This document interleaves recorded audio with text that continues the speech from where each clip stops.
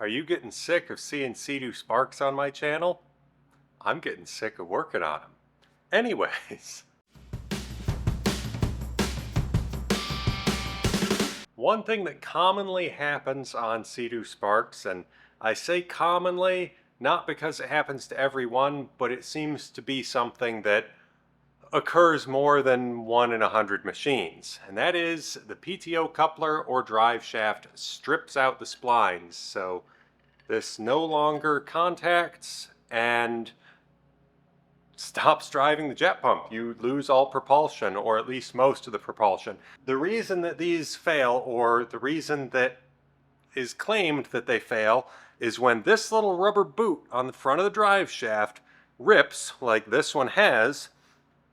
Water is able to get in and wash away the grease on these splines, which once you've got water washing away the grease, water can corrode, you don't have the lubrication, and it just beats and wears down the splines. If you have a pre-2016, I believe it is, machine, this is not replaceable. It is machined in and part of the crankshaft from my understanding. But a 2016 and newer has a replaceable, unscrewable PTO coupler.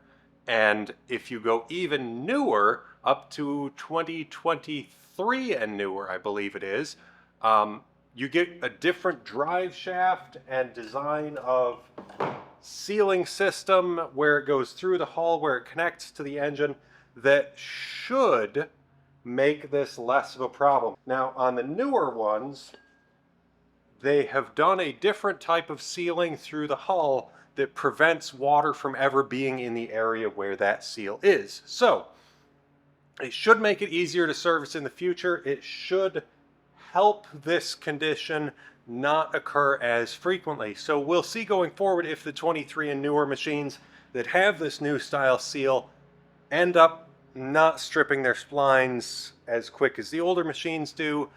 Ultimately, only time will tell. Our bellows upgrade went well. Instead of the old style bellow that connects all the way from the hull up to the engine, we have the new style with the carbon seal in this Spark.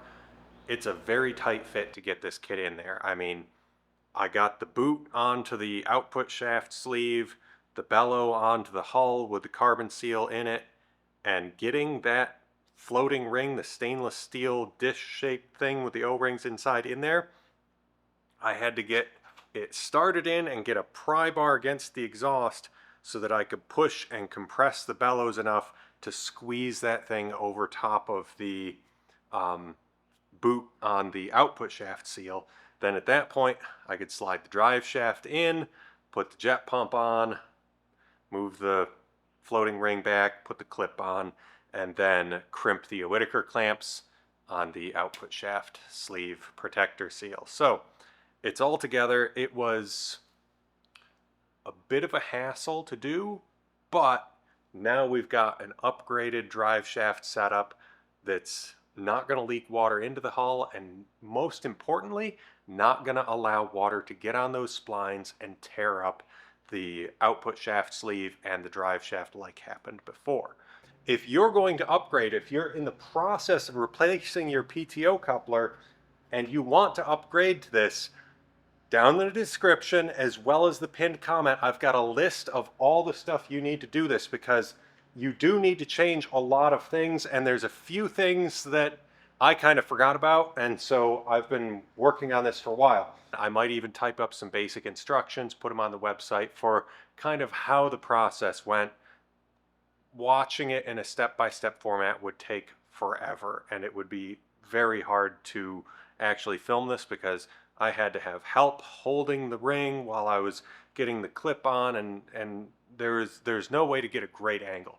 Somebody might do it in the future, but that somebody isn't me, and it isn't happening today. So anyways, I hope this was helpful for you, helps you get your Spark updated to the new style carbon seal drive shaft through hull setup instead of the old one that will end up tearing up your splines on your drive shaft and output shaft sleeve.